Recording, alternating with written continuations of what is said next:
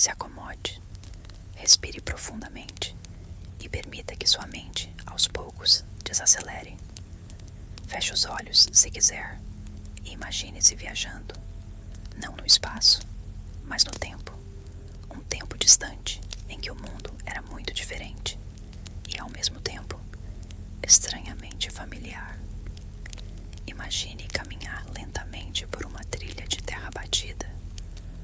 O som dos seus próprios passos se mistura ao eco distante de vozes, de animais, de sinos. À sua frente, aos poucos, surge uma cidade medieval. Ela não se parece com nenhuma cidade que você conheça hoje. Não há prédios altos, nem ruas pavimentadas, nem sinais, nem veículos. O cenário é composto por construções feitas de madeira, pedra e barro, agrupadas de forma apertada, quase desordenada, como se tivessem brotado umas sobre as outras, tentando se acomodar dentro dos limites apertados dos muros que cercam a cidade. O ar é denso, uma mistura de cheiros que vai se tornando mais perceptível conforme você se aproxima. Fumaça de lenha que sai de dezenas de pequenas chaminés. Cheiro de terra molhada, de palha, de animais e também de coisas menos agradáveis. Um odor agridoce que revela que o conceito de saneamento, nesta época, é, bem, praticamente inexistente. Você percebe pessoas caminhando, carregando baldes, empurrando carroças, negociando mercadorias ou apenas observando o movimento. As roupas são simples, feitas de lã, linho ou couro, tingidas em tons discretos, acinzentados, amarelados, esverdeados, tecidos grosseiros, ásperos, que esquentam no inverno e coçam no verão. O som é curioso. Não há motores, não há buzinas, mas há vida. Ouve-se o bater constante de martelos na oficina do ferreiro, o tilintar dos sinos da igreja, o mugido de vacas, o balido de cabras e, claro, o murmúrio constante das conversas, das barganhas, dos chamados dos comerciantes. Tudo em um tom que, apesar de caótico, parece natural e até confortável, se você permitir. As ruas são estreitas, tortuosas, como se não tivessem sido projetadas, mas simplesmente surgido, seguindo os caprichos do terreno, dos muros, dos cursos de água. Não há calçadas. O centro da rua é muitas vezes ocupado por lama, por resíduos, por água escorrendo, uma água escura, misturada com tudo o que se descarta diariamente. Você percebe que a cidade respira, pulsa, mas de uma maneira muito diferente do que estamos acostumados hoje. Aqui, cada pequeno aspecto da vida está entrelaçado com o ritmo das estações, com os toques dos sinos, com as obrigações impostas por reis, por senhores feudais e, acima de tudo, pela própria necessidade de sobreviver. Esta não é uma viagem para grandes feitos de reis, nem para batalhas épicas, nem para romances lendários. Pelo contrário, hoje vamos mergulhar no que quase nunca aparece nos livros, no que costuma ser esquecido nas grandes narrativas, a vida das pessoas comuns, aquelas que não deixaram seus nomes registrados na história, mas que foram, de fato, quem sustentou as cidades, os reinos e os impérios. Ao longo das próximas horas, com calma, suavemente, vamos percorrer 4 momentos distintos desse mergulho no passado. Primeiro, entenderemos, em detalhes, como era, de verdade, o cotidiano de um cidadão comum na Idade Média. As dificuldades, os desafios e os pequenos confortos que se escondiam em meio a uma vida marcada por incertezas. Depois, avançaremos para um capítulo sombrio, quando um inimigo invisível, traiçoeiro, mudou para sempre o destino da Europa. A peste negra, em seguida, sob os pés dos moradores das cidades medievais, explorando túneis esquecidos, catacumbas silenciosas e os segredos que o tempo decidiu esconder, mas que aos poucos começam a ser revelados. E por fim, olharemos para o outro lado da sociedade, para aqueles que ocupavam os castelos, que desfrutavam dos privilégios e dos luxos possíveis naquele mundo e que, embora pudessem viver com mais conforto, também não estavam livres de suas próprias angústias, obrigações e temores. Acomode-se, permita-se relaxar, ajuste seu travesseiro, respire devagar e deixe que a sua imaginação caminhe comigo, suavemente, para descobrir em detalhes por que, talvez, você não duraria um dia em uma cidade medieval. Imagine por um momento que você desperta lentamente, não ao som de um despertador moderno, mas ao toque grave e ressonante dos sinos da igreja que ecoam pela cidade, atravessando o frio da manhã, rompendo a neblina espessa que ainda repousa sobre os telhados de madeira e pedra. Seu corpo está enrijecido. O colchão de palha, úmido, desconfortável, não oferece muito descanso. A madeira da pequena estrutura que você chama de lar range suavemente com o vento, enquanto as frestas deixam passar o ar gelado e, por vezes, a umidade da chuva. Ao se sentar, seus pés encontram o chão de terra batida, um chão frio, áspero, às vezes enlameado, às vezes seco e duro, onde pequenos insetos fazem seu trajeto silencioso, indiferentes à sua presença. O cheiro é familiar e, ao mesmo tempo, onipresente. É uma mistura constante de fumaça de lenha, do mofo impregnado nas paredes de barro, do suor seco nas roupas, dos resíduos orgânicos que, inevitavelmente, compartilham o ambiente. Ao abrir a porta, uma lufada de ar frio invade o pequeno espaço. Lá fora, a cidade desperta, lentamente, mas com uma cadência própria. Um ritmo que segue o ciclo do sol, das estações e das necessidades da sobrevivência. As ruas, se é que podem ser chamadas assim, são caminhos estreitos, tortuosos, de terra, muitas vezes enlameados, outras secos e cobertos de poeira fina, que sobe a cada passo, a cada roda de carroça, a cada cavalo que passa. Olhar para o chão é quase um exercício constante. Há buracos, pedras, poças e também aquilo que todos descartam. Sim, aqui as ruas servem de escoamento para absolutamente tudo. Restos de comida, dejetos humanos e animais, palha velha, cinzas e qualquer coisa que não tenha mais utilidade. E o cheiro, o cheiro, uma presença constante. Ele muda ao longo do dia, dependendo do vento, da umidade e de quem por ali passou. Pela manhã, mistura-se ao aroma da fumaça das primeiras fogueiras, do pão que começa a ser assado nas padarias comunitárias e do esterco que já se acumula desde a madrugada. Você observa as pessoas e percebe que todos, de certa forma, parecem conformados com isso. Afinal, este é o mundo, o único mundo que conhecem. O dia começa e sua primeira preocupação é sempre garantir o alimento. Mas não se engane, isso não significa escolher entre diferentes opções.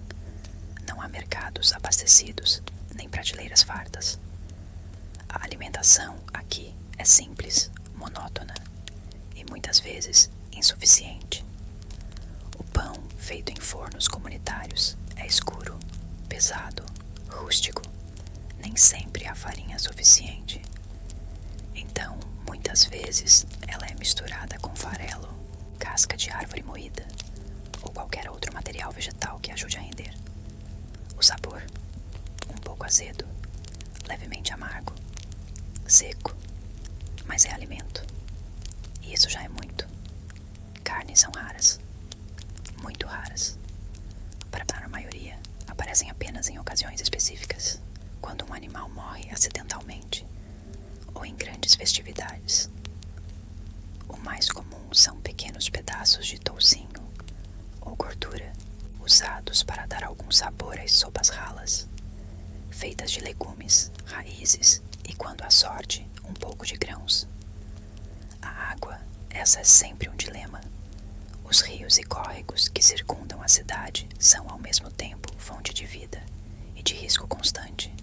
Ali se busca água, ali se lava roupa, se limpam utensílios, se descartam resíduos. Beber diretamente é um risco que todos conhecem, mas que muitas vezes não podem evitar. Por isso, quem pode, prefere beber cerveja fraca, uma bebida leve, fermentada, com baixo teor alcoólico, feita não para embriagar, mas para hidratar. E então vem o trabalho.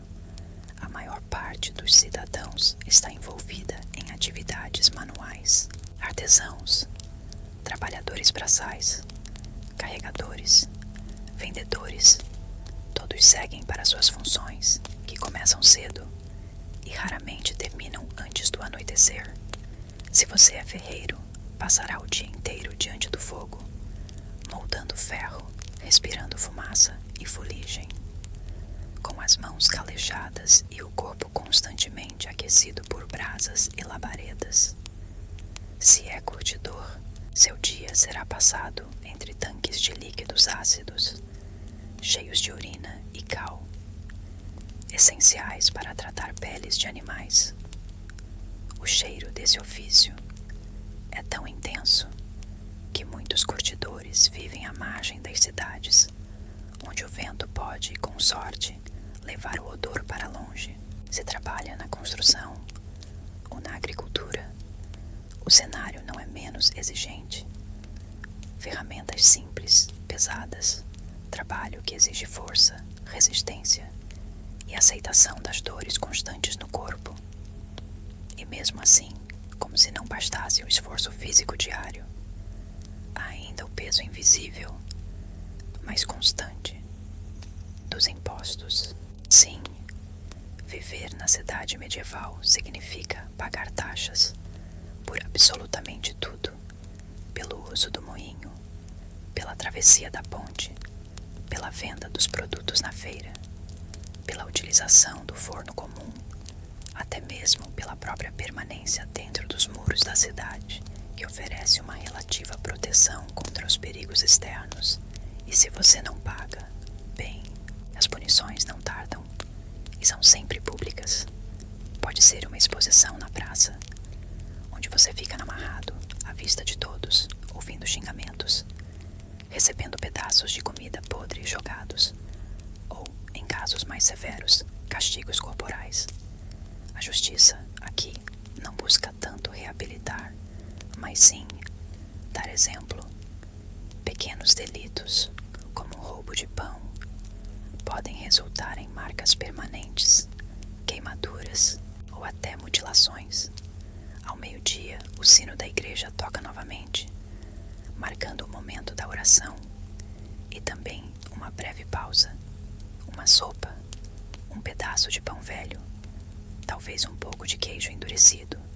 É o que acalma a fome antes de retornar ao trabalho. O dia segue, lentamente, mas ao mesmo tempo sem descanso.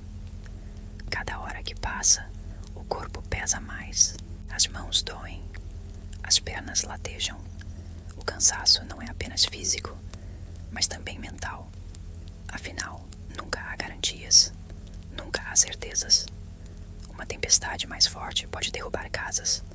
Um fogo acidental pode consumir quarteirões inteiros. Uma praga, uma doença, pode, em questão de dias, transformar ruas inteiras em becos silenciosos e vazios.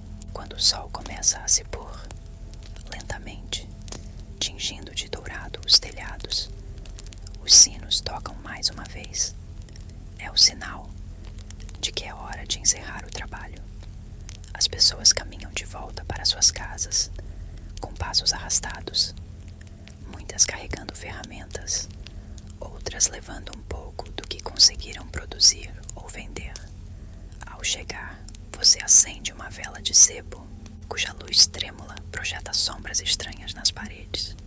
O cheiro é adocicado, levemente enjoativo, misturando-se ao da madeira que queima lentamente na pequena lareira. Quando a lenha é disponível, o jantar, se é que se pode chamar assim, é simples. Talvez uma sopa, uma fatia de pão endurecido, ou, na melhor das hipóteses, algum pedaço de carne salgada, ressecada, guardada para ocasiões como esta. Você então se deita novamente na palha, ouvindo ao longe o último toque dos sinos, misturado ao latido dos cães, ao canto de algum galo perdido na confusão do tempo e ao som abafado de vozes, de passos, que pouco a pouco desaparecem, dando lugar ao silêncio pesado da noite medieval. E assim, mais um dia chega ao fim. Um dia como tantos outros.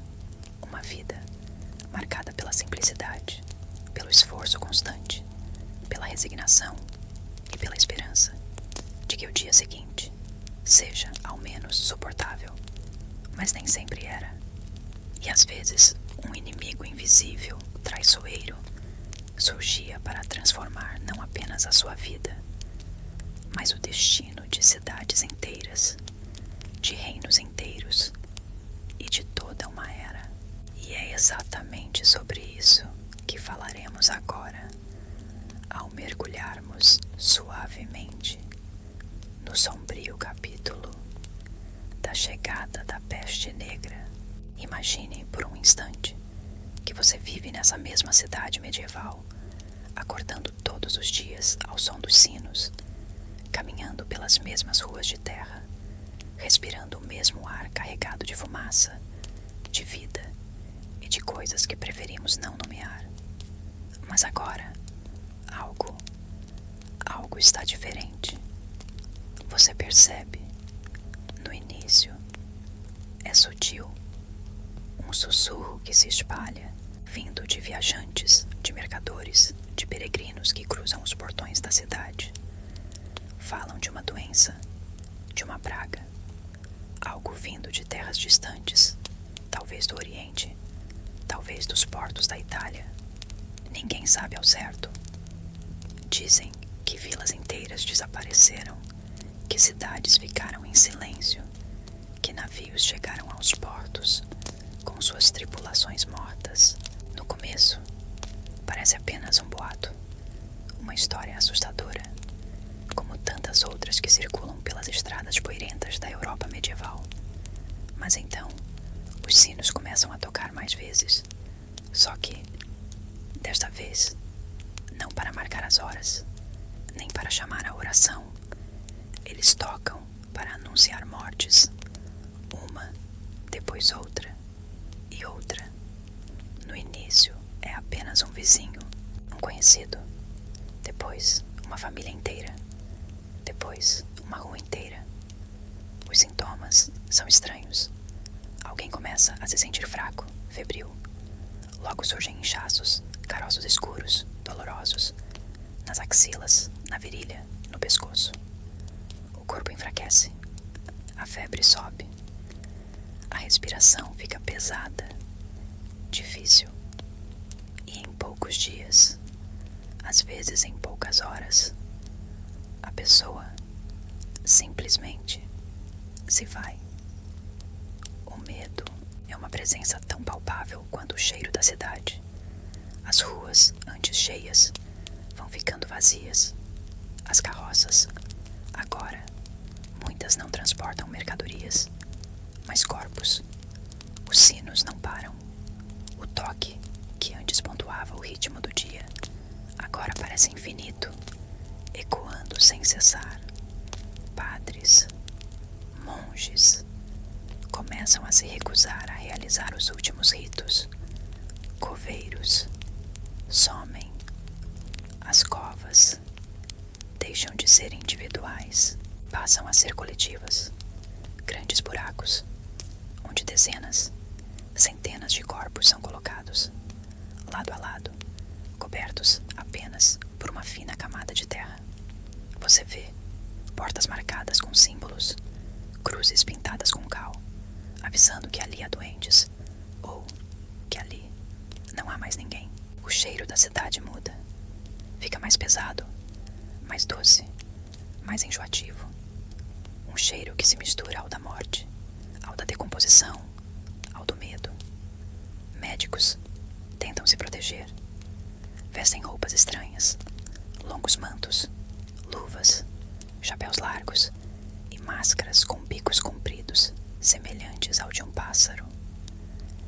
Dentro desses bicos, ervas aromáticas, cravos, flores secas, tentam, em vão, filtrar o ar, acreditando que a doença se espalha pelo miasma, pelo mau cheiro. Mas nada parece funcionar. Nem rezas, nem oferendas, nem penitências. E então surgem as procissões dos flagelantes, homens que cruzam as cidades, caminhando em silêncio, nus da cintura para cima, açoitando as próprias costas, acreditando que a peste é um castigo divino e que através da dor poderiam alcançar o perdão e, quem sabe, afastar a doença. Mas a peste não escolhe. Leva ricos e pobres, crianças e idosos, homens e mulheres, padres, nobres, camponeses, comerciantes, todos sem distinção. As regras que antes organizavam a cidade desaparecem. Não há mais comércio. As feiras se esvaziam. Igrejas ficam silenciosas. A própria noção de comunidade se desfaz. Ninguém quer se aproximar de ninguém. Até os laços mais profundos, de amizade, de família, começam a se romper diante do medo. Você vê pessoas abandonando seus próprios lares, mães que deixam para trás filhos doentes, filhos que fogem dos pais, esposas que não enterram os maridos, maridos que partem, deixando esposas morrendo. E durante a noite, a cidade que antes pulsava com vida torna-se um silêncio estranho. Apenas o som dos sinos. Ao longe, talvez o uivo de algum cão perdido, ou o rangido das carroças dos poucos que ainda se arriscam a recolher corpos. O céu, muitas vezes, parece refletir o que acontece no chão. Nuvens escuras, vento frio, uma umidade que penetra nas roupas, nos ossos, na alma. Durante meses, esse cenário se repete. Alguns fogem para o campo, para as florestas, acreditando que longe da cidade estarão a salvo. Outros trancam-se em casa, selando portas e janelas, na esperança de que, isolados, a peste passe adiante sem os alcançar. Mas poucos conseguem escapar. Ao final, quando os sinos começam, lentamente, a tocar menos, não porque a peste tenha cessado, mas porque não há mais quem os toque. A cidade não é mais a mesma. Ruas antes cheias, agora estão vazias. Casas abandonadas, oficinas silenciadas, campos sem cultivo. A peste negra levou 1/3, talvez metade, da população da Europa. E, mesmo para aqueles que sobreviveram, a marca ficou. Não apenas nas cicatrizes, nas perdas, mas na própria maneira como passaram a ver o mundo. Quando aos poucos a vida começa a retornar, com passos tímidos, com o som dos sinos voltando a marcar as horas, a cidade, embora viva, carrega para sempre a lembrança desse silêncio. Mas, enquanto alguns seguiam em frente, outros olhavam para baixo, para o que havia sob seus próprios próprios pés. Túneis, catacumbas, passagens secretas, câmaras esquecidas. E é justamente para lá que nossa viagem seguirá agora. Vamos juntos, suavemente, descer para os mistérios que a cidade medieval esconde, no silêncio do subterrâneo. Imagine que enquanto as ruas da cidade medieval seguem seu ritmo de trabalho, de sons, de cheiros, de vozes e de vida, bem debaixo de seus pés, existe outro mundo. Um mundo que permanece silencioso, frio, escondido, esquecido por muitos, mas de certa forma, sempre presente. Esse mundo é o dos túneis, das catacumbas, das passagens subterrâneas, cuidadosamente esculpidas, expandidas ao longo de séculos, pelas mãos daqueles que viveram antes de nós. Você pode não perceber, caminhando pelas vielas estreitas, mas logo abaixo corre uma rede de corredores, de câmaras, de espaços ocultos, onde o tempo parece simplesmente ter parado. Esses túneis surgiram de muitas formas. Alguns nasceram por pura necessidade prática. Eram antigas pedreiras, locais de onde se extraía a pedra que construiu a própria cidade. Pedra após pedra, bloco após bloco, as galerias foram tomando forma, criando espaços que, uma vez vazios, passaram a ser reaproveitados. Outros foram pensados desde o início, construídos propositalmente para conectar pontos estratégicos, igrejas, mosteiros, castelos, saídas escondidas, portas secretas. Imagine-se segurando uma tocha, cuja chama dança suavemente, projetando sombras ondulantes nas paredes úmidas, enegrecidas, gastas pela passagem do tempo.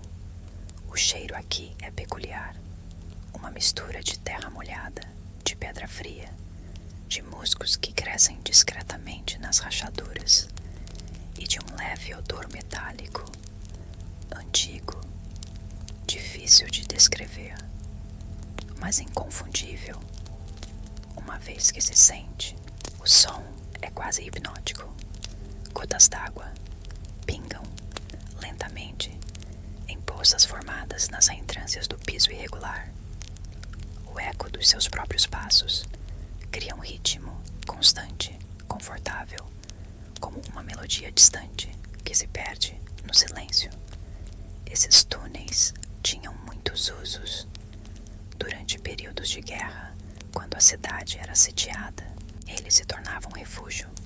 Famílias inteiras, apertadas, se protegiam aqui, no frio, na escuridão, rezando, esperando que os invasores não descobrissem sua existência. Em tempos de paz, serviam de depósitos, locais frescos e seguros, onde se armazenavam grãos, sal, carnes curadas, vinhos e mercadorias preciosas. Mas também era um caminho para o contrabando, passagens discretas, invisíveis a quem não as conhecesse. Ligavam tavernas, mercados, feiras, as saídas secretas fora dos muros. Pelas sombras desses corredores passavam mercadorias, pessoas, às vezes, segredos. E mais profundamente havia as catacumbas. Imagine caminhar por um corredor estreito e, de repente, ele se abrir em uma sala, uma câmara de teto baixo, cujas paredes não são feitas de pedra, são feitas de ossos, fileiras perfeitamente organizadas, de crânios, de fêmures, de costelas, dispostos como se fossem tijolos, formando desenhos, padrões, que ao mesmo tempo causam estranhamento e uma estranha serenidade. Por que isso? Porque nas cidades medievais, O espaço era algo extremamente valioso. Os cemitérios logo se enchiam. A prática, então, era exumar ossos mais antigos, limpar, organizar e transferi-los para ossuários subterrâneos. Ali, os mortos compartilhavam o espaço, em silêncio. Mas esses ossuários não eram apenas depósitos. Eles também tinham um significado simbólico. Eram lembranças constantes de que a vida é passageira, de que todos, ricos, pobres, nobres, servos, terminariam um dia exatamente da mesma forma. Muitos desses lugares eram adornados com inscrições, frases entalhadas nas pedras, em latim, que diziam coisas como: lembra-te que também tu serás pó. Ou ainda: o que somos agora, um dia fostes. O que sois, também seremos. E então, há as lendas, histórias passadas de boca em boca, sobre túneis que conduziam a lugares proibidos, a câmaras secretas, onde reuniões clandestinas aconteciam, onde acordos eram feitos, onde planos eram traçados, longe dos olhos da autoridade, da igreja ou dos senhores feudais. Fala-se de passagens que permitiam que nobres escapassem de seus castelos durante rebeliões, ou que conectavam o altar de uma catedral diretamente aos aposentos de um mosteiro distante. Outras histórias contam sobre túneis que jamais deveriam ser abertos, túneis lacrados, onde coisas estranhas foram seladas. E mesmo hoje, muitos desses túneis permanecem inexplorados, selados por desabamentos, por reformas, ou simplesmente esquecidos. Seus mapas perdidos, suas entradas camufladas sob as construções modernas. Imagine caminhar lentamente por um desses túneis esquecidos. A luz fraca da tocha revela à frente uma porta de madeira tão antiga que parece que basta tocá-la para que ela se desfaça em pó. Atrás dela, quem sabe, talvez, uma sala de armazenamento com barris há muito apodrecidos. Talvez uma cripta secreta, cheia de relíquias, de objetos sagrados, de livros esquecidos. Ou, quem sabe, apenas mais silêncio. Silêncio e o eco distante da vida que um dia pulsou por essas paredes. E ao imaginar isso, você percebe que, mesmo enquanto tudo muda na superfície, aqui embaixo, nesse mundo de pedra, tudo permanece imóvel, quieto, intocado. O subterrâneo é como um grande baú, onde a história se esconde, se preserva, aguardando que um dia alguém com paciência, cuidado e respeito venha ouvir suas histórias. Mas agora, nossa jornada, lentamente, retorna à superfície. Vamos suavemente caminhar de volta, saindo dos corredores escuros, deixando para trás o cheiro da pedra úmida, o som das gotas de água e o frio confortável do subterrâneo, subindo lentamente, degrau após degrau, até que, novamente, vemos a luz. E lá, diante de nós, se erguem as muralhas, os portões, as torres dos castelos, porque agora nosso caminho nos leva não mais à vida dos trabalhadores, nem às sombras dos túneis, mas sim às grandes salas de pedra, às tapeçarias coloridas, às mesas fartas, aos banquetes e também aos silêncios e às pressões invisíveis da vida na nobreza medieval.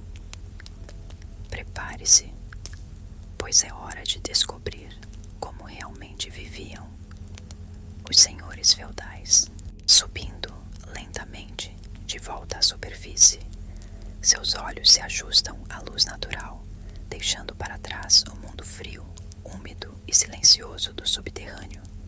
E diante de você surge, imponente, um castelo medieval. Suas muralhas altas, cinzentas, gastas pelo tempo, mas ainda assim, sólidas, resistentes. As torres se erguem, quase tocando o céu.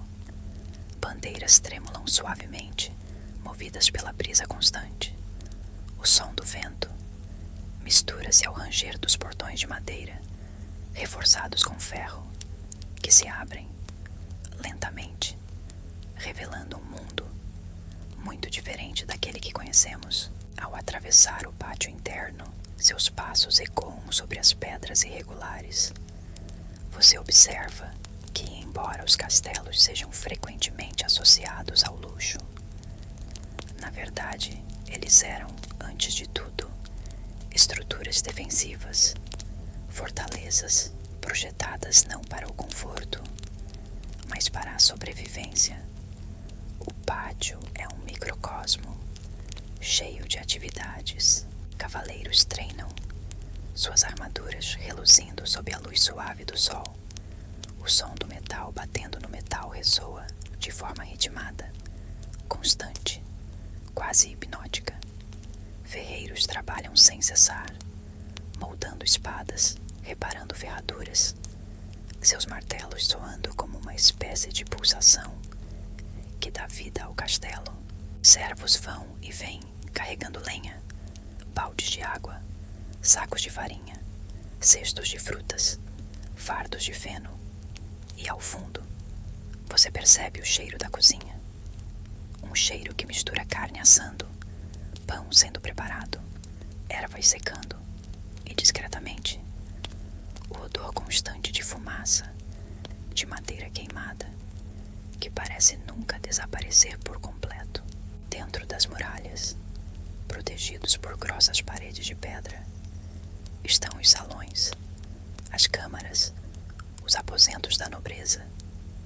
Ao atravessar o grande salão principal, seus olhos encontram tapeçarias penduradas nas paredes, não apenas como decoração, mas também como isolamento térmico, para tentar conter, ao menos um pouco, o frio constante que invade pelas frestas.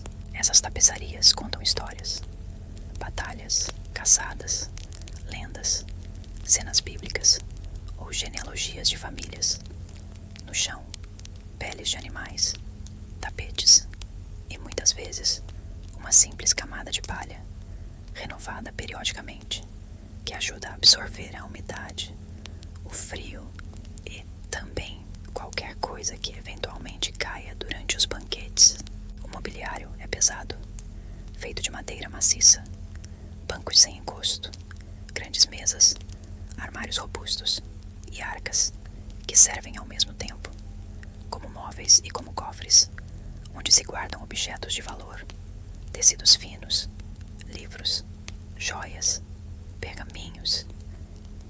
E em meio a tudo isso está o senhor feudal, um homem que carrega não apenas o peso de sua espada, mas também o peso de suas responsabilidades: cuidar das terras, administrar a justiça local, resolver disputas entre camponeses, organizar as defesas do castelo, planejar alianças políticas, supervisionar colheitas, cobrar impostos, distribuir tarefas, fiscalizar o trabalho dos vassalos, negociar acordos e, quando necessário, preparar-se para a guerra. Ao lado dele, sua esposa, uma dama que não é, de forma alguma, mera figura decorativa. Ela cuida da administração interna do castelo, supervisiona os servos, controla os estoques de comida, de tecidos, de ervas medicinais, organiza as tarefas das criadas, planeja os banquetes e, muitas vezes, assume temporariamente o controle de tudo quando o marido está ausente, em campanhas militares ou viagens diplomáticas. A vida dos filhos da nobreza também segue um roteiro bem definido. Os meninos, desde muito cedo, são enviados como pajens para outros castelos. Ali aprendem os deveres da cavalaria, etiqueta, administração, religião, leitura e escrita para aqueles que têm acesso a monges ou tutores. Quando crescem, tornam-se escudeiros. Passam a servir diretamente um cavaleiro, aprendendo a cuidar das armas, dos cavalos e, claro, a lutar. Até que finalmente, após anos de treinamento, recebem a honra de serem armados cavaleiros em uma cerimônia que envolve juramentos, bênçãos e rituais simbólicos que selam seu compromisso com Deus, com seu Senhor e com sua terra. As meninas, por sua vez, são educadas em casa, sob os cuidados das mães, das amas, das damas de companhia. Aprendem a bordar, a fiar, a cozinhar, a administrar, a cuidar dos enfermos, a compor músicas, a recitar poesias e, claro, a cumprir o papel social que lhes é esperado. E desde cedo são preparadas para casamentos que não são quase nunca fruto de amor, mas sim de alianças políticas, econômicas, territoriais. E então, aos banquetes. Os banquetes. Imagine-se sentado em um grande salão, iluminado por tochas que tremulam suavemente, enquanto enormes lareiras crepitam, enchendo o espaço com calor, luz e o cheiro adocicado da madeira queimando. As mesas, dispostas paralelamente, estão cobertas de toalhas, de pratos, de copos, de jarros de vinho, de cerveja, de hidromel. A comida é abundante. Pratos de carne de caça, javali, cervo, fazão, perdiz, tortas salgadas, recheadas com ovos, queijos, legumes, ensopados, pães, queijos curados, frutas frescas e secas, nozes, castanhas, doces feitos de mel, de amêndoas e, quando possível, especiarias trazidas de terras distantes, pimenta, gengibre, noz moscada. Mas comam rápido, pois na maioria dos casos a comida esfria rapidamente no salão frio e não há talheres como conhecemos hoje, apenas facas pessoais, colheres compartilhadas e muitas vezes as próprias mãos. Cães circulam sob as mesas, esperando os restos que caem. Servos vêm e vão, trazendo pratos, levando restos, enchendo copos, apagando velas, acendendo tochas e, ao fundo, a música. Harpas, alaúdes, flautas. Músicos tocam melodias suaves, enquanto trovadores recitam poemas, contam histórias ou, às vezes, narram feitos heróicos, reais ou imaginários. O banquete não é apenas uma refeição, é um evento social, um palco de alianças, de negociações, de observações silenciosas, o sorriso de um convidado, o olhar mais prolongado de outro, o tom de voz, as escolhas de quem se senta onde. Tudo, absolutamente tudo, carrega significado. E quando a noite cai, lentamente, o salão vai esvaziando. Os nobres se recolhem. Mas, mesmo em seus aposentos privados, a vida não é feita apenas de conforto. O frio é constante. Mesmo com lareiras, com peles, com cortinas pesadas ao redor das camas, o vento parece encontrar sempre uma fresta por onde se insinua, como um sussurro gelado que atravessa a pedra, a madeira e se acomoda discretamente entre as mantas. O silêncio é preenchido apenas pelo estalar da madeira que queima, pelo som distante do vento e talvez por algum ruído vindo do pátio, de um soldado trocando de guarda, de um cavalo que se agita no estábulo, de um cão que late desconfiado para alguma sombra que se move na escuridão. E assim termina mais um dia que, para quem olha de fora, pode parecer cheio de privilégios, mas que, para quem vive nele, é, na verdade, uma sequência ininterrupta de obrigações, de expectativas, de alianças, de medos, de vigilância constante, porque mesmo aqui, no topo da pirâmide social, não há garantias. A qualquer momento, uma traição, uma guerra, uma peste ou uma simples má colheita pode mudar tudo. E no fundo, seja nas mansões dos nobres, nos túneis esquecidos ou nas casas humildes dos camponeses, todos vivem, respiram e esperam exatamente o mesmo: paz, segurança e um pouco de conforto em meio às incertezas do mundo. E assim, com passos lentos, quase imperceptíveis, nossa jornada se aproxima suavemente do seu fim. Você caminhou por ruas estreitas, sentiu o frio da manhã, a textura da lama sob os pés, o cheiro da fumaça misturada aos odores da vida e também dos desafios do passado.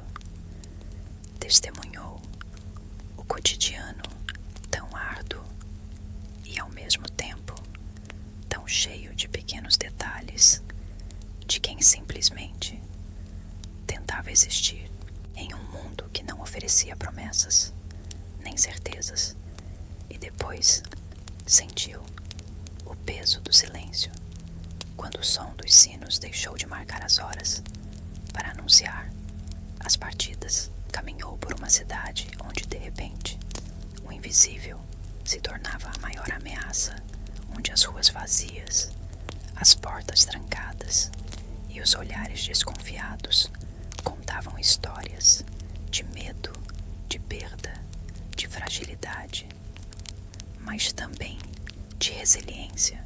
E quando tudo parecia ter se calado, descemos lentamente, degrau após degrau, deixando para trás a luz, o vento, as vozes, para entrar em outro mundo. Um mundo de pedra, de sombra, de ecos, o subterrâneo, onde o tempo parece não passar, onde ossos se tornam paredes, onde túneis conduzem a destinos esquecidos e onde o silêncio tem um som próprio. E mesmo ali, entre câmaras seladas, corredores estreitos e passagens ocultas, a presença dos que vieram antes ainda parece, sutilmente, acompanhar cada passo. Histórias que nunca foram ditas, mas que permanecem gravadas nas paredes úmidas, no cheiro da pedra fria, no som das gotas que, até hoje, caem lentamente num compasso que parece eterno.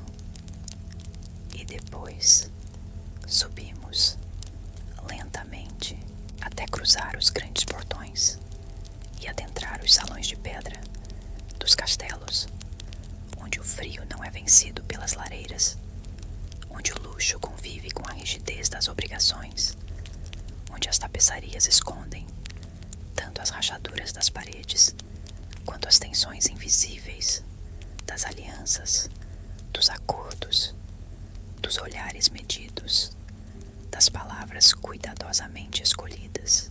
Vimos, então, que o peso do poder também carrega suas próprias correntes, porque no fundo, em cada canto daquele mundo, quer fosse sob o teto de palha de um camponês, nos corredores úmidos das catacumbas, ou sob as abóbadas de pedra de um salão nobre, o desejo era o mesmo: viver, comer, proteger quem se ama, ter um pedaço de chão, um canto onde o corpo pudesse descansar, onde o medo por algumas horas, pudesse ser esquecido e, talvez, sonhar com dias melhores, com colheitas fartas, com um inverno menos rigoroso, com a esperança de que a guerra ou a peste não atravessassem seus portões,